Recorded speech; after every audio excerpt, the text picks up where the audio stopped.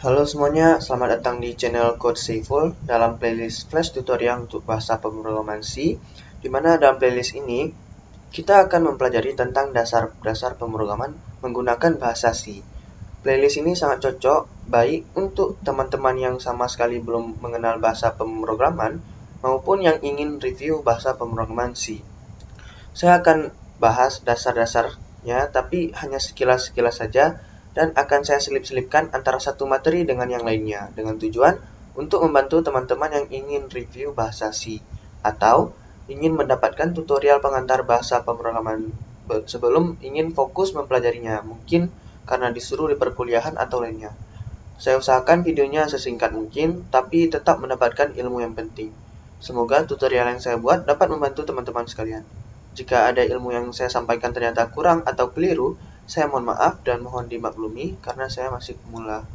Pada video pendahuluan ini akan saya buat lumayan panjang karena kita akan mempelajari tentang sejarah singkat bahasa C, apa itu compiler, linker, IDE, setup lingkungan, tipe data, variabel, dan operator. Jadi teman-teman yang ingin review, silahkan lanjut ke video selanjutnya. Oke, pertama kita akan lihat gimana sejarah singkat bahasa C. Nah, pada tahun 1972, Dennis Ritchie yang bekerja di Bell Labs membuat bahasa C untuk mengembangkan sistem operasi Unix yang sebelumnya menggunakan bahasa assembly pada mini komputer PDP-11.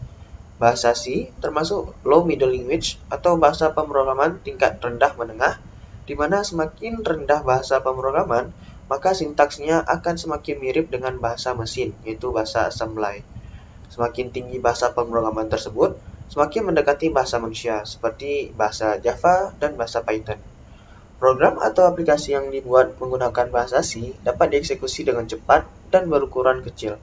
Bahasa C ini digunakan untuk membuat sistem operasi, yaitu yang berhubungan dengan hardware, antivirus, software, aplikasi pengolah gambar, compiler, kernel, dan lain-lainnya. Masih banyak kegunaan bahasa C yang lainnya, tapi tujuan kita belajar bahasa C adalah untuk mempelajari dasar pemrograman. Yang pertama, apa itu text editor? Text editor adalah tempat menulis kode program. Contohnya seperti Notepad, Sublime Text, Visual Studio Code, dan lain-lain. Selanjutnya, compiler dan linker. Compiler seperti GCC atau kepanjangannya GNU C Compiler atau Clang, Borland, Turbo C, dan lain-lain adalah aplikasi yang memeriksa apa ada kesalahan atau error dalam kode program kita. Kalau ada, maka program tidak akan jalankan. Kalau tidak ada error tapi ada warning, maka program bisa tetap berjalan tapi akan ada diberikan peringatan oleh compilernya. Kalau nggak ada error, compiler terjemahin kode yang kita buat ke dalam bahasa mesin dari file yang kita simpan dengan format .c, seperti contohnya test.c gitu. Lalu compiler akan membuat file object yang ekstensinya .obj, jadi menjadi test.obj. Selanjutnya, linker menggabungkan file object dengan library yang kita gunakan dan menghasilkan file binary yang ekstensinya .exe. Jadi akan ada file yang namanya test.exe, executed file, yaitu file yang akan kita jalankan atau eksekusi. Selanjutnya, IDE yang kepanjangannya adalah Integrated Development Environment adalah text editor khusus yang di dalamnya sudah disediakan compiler dan linker. Contohnya seperti dev C++. Nah, yang kita perlukan dalam proses pembelajaran kita adalah IDE atau text editor plus compiler. Nah, yang pertama, kita akan coba install dev C++. Kita buka browser kita ketik dev C++. Nah, sini bagian download. Langsung kita download. Kita tunggu loadingnya sampai selesai. Nah, keluar seperti ini, langsung start download. Kita tunggu sampai selesai. Langsung kita pilih open untuk install aplikasinya. Kita tekan yes. Lalu oke kan saja, I agree, next kan terus. Ini biarkan tercentang saja karena kita akan langsung membuka aplikasinya. Kita klik finish. Untuk samping ini contoh program dengan menggunakan bahasa C++, karena ini aplikasi dev C++, tapi bisa digunakan untuk bahasa C. Sini untuk color biasa saya gunakan Optilion. Next. Nah, di sini kita bisa tekan Ctrl N atau buat file, source file. Di sini kita buat include std.h main. Nah, dalam blok atau kode body fungsi main ini, kita cetak nama masing-masing dengan statement printf, lalu ujungnya titik koma. Dalam ini kita buka petik 2 seperti ini, tulis nama masing-masing. Nah, statement itu adalah perintah untuk melakukan sesuatu. Dalam bahasa C, setiap statement harus diakhiri dengan titik koma atau semicolon. Kita save dengan di bagian disk-PC, data, di code. Di sini saya save dengan test.c. Files boleh begini atau test C. Save. Lalu jika kita lihat di file explorer kita, di sini kita bisa lihat ada file yang bernama test dengan type-nya C source file. Nah, itu adalah kode program kita. Jika kita compile, di sini ada pilihan compile, maka akan dicek ada kesalahan kode kita. Kalau tidak ada, maka akan dibuatkan file yang bernama test dengan type-nya application atau test.exe. Nah, file ini yang akan dieksekusi dengan cara kita run. Nah, akan keluar pop-up window seperti ini dengan hasil outputnya seperti ini. Nah, kita close saja. Nah, di bahasa pemrograman C ini case sensitif, di mana memperlakukan huruf besar dan huruf kecil berbeda.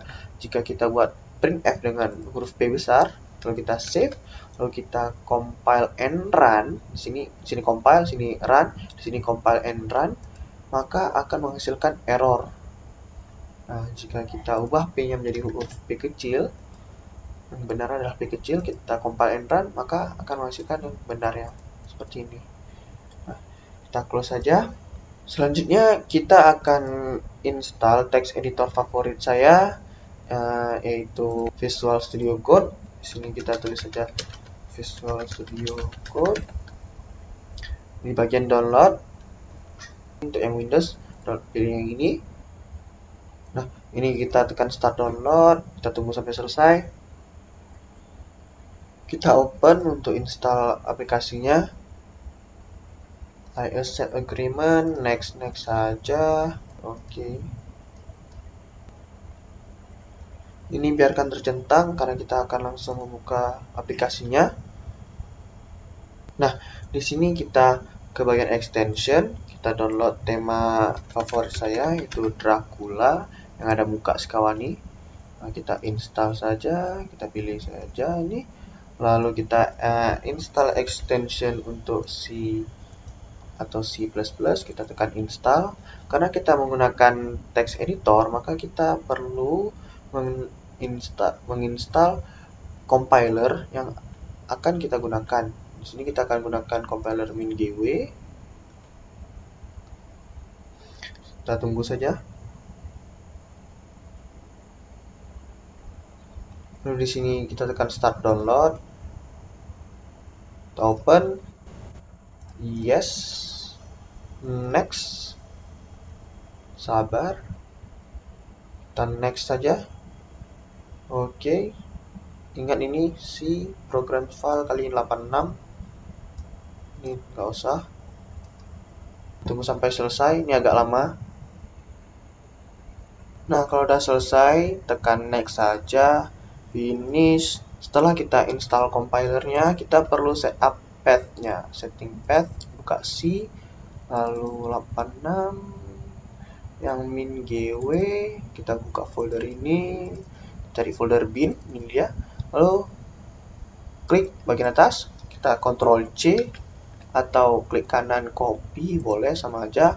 Lalu kita buka environment variables, ini klik kanan di disk-PC, properties, advanced system setting. Nah, di sini atau boleh kita tekan tombol Windows, environment. Nah, ini dia.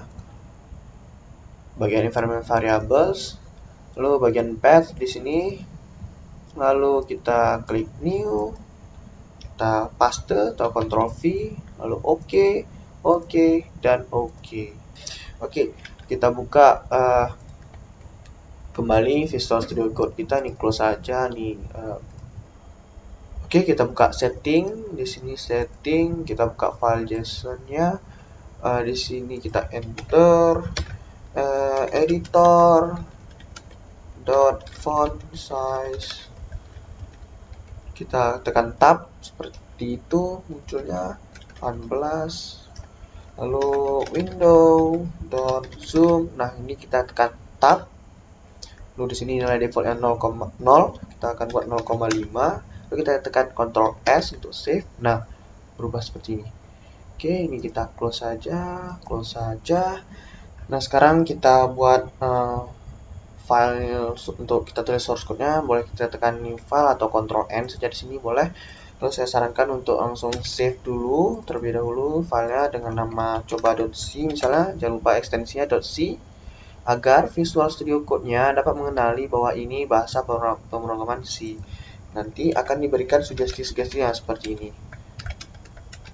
Studio.h int main, lalu dalam bagian blok kode atau body fungsi mainnya kita buat printf. Nah, kita tekan tab saja seperti ini, lalu kita tulis nama kita. Jangan lupa akhir statementnya titik koma. Kita Ctrl S, lalu kita buka terminalnya dengan cara view bagian terminal, Ctrl plus peti atas di bawah tombol escape.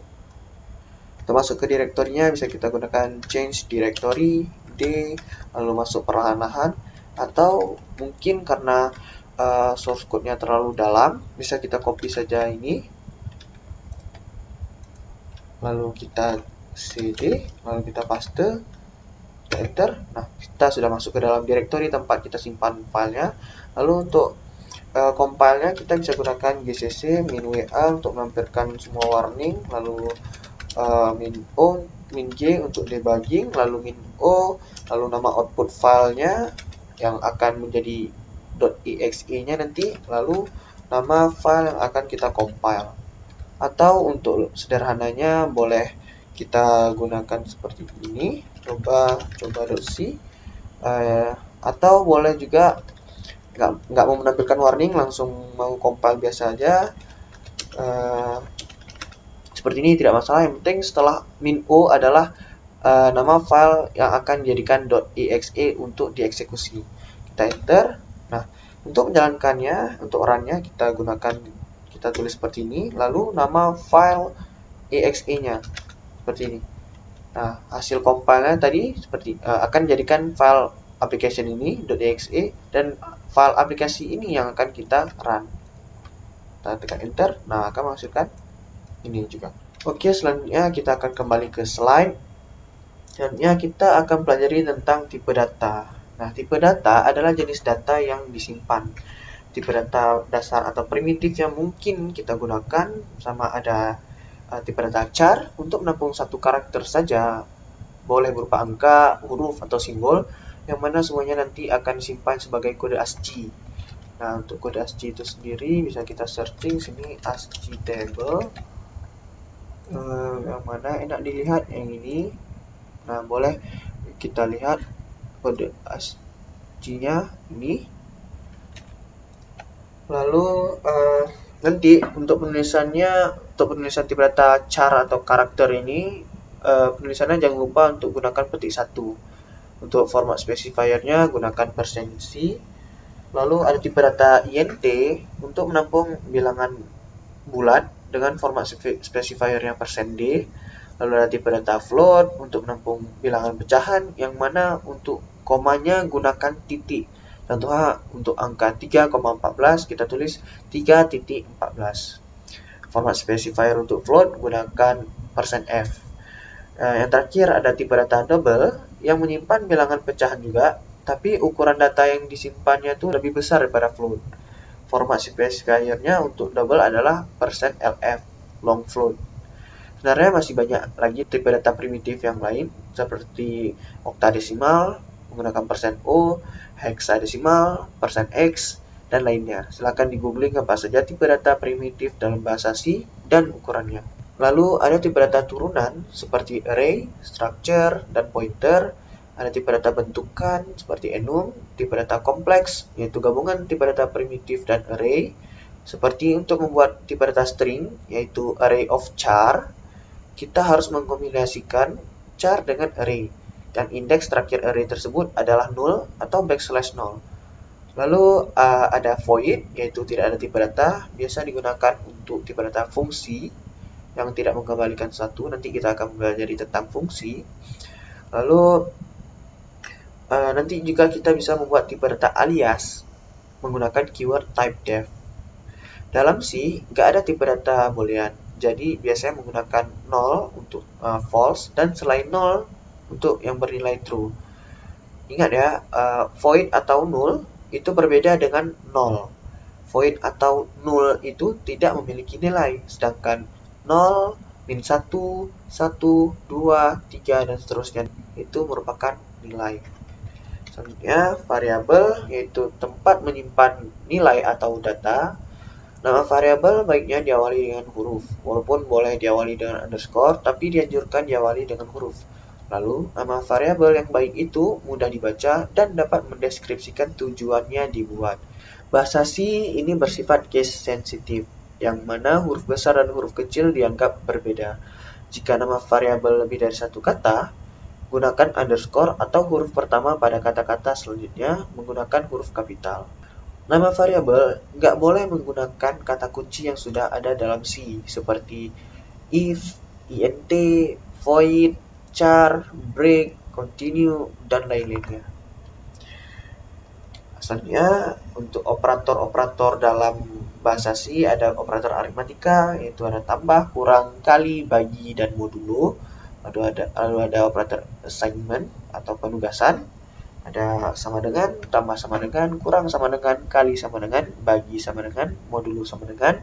Lalu ada pengisian dan shift left, pengisian dan shift right, pengisian dan bitwise AND, pengisian dan bitwise OR, pengisian dan bitwise XOR. Selanjutnya ada operator perbandingan, itu untuk menghasilkan nilai 1 atau 0 untuk boolean true or false. Pertama ada operator lebih dari, lalu ada kurang dari, sama dengan, tidak sama dengan, lebih dari sama dengan, kurang dari sama dengan. Lalu ada operator logika, di sini yang pertama ada AND, lalu ada OR dan NOT atau komplement. Lalu ada operator bitwise, di sini ada AND, ada OR, XOR, NOT atau komplement. Lalu ada left shift dan right shift.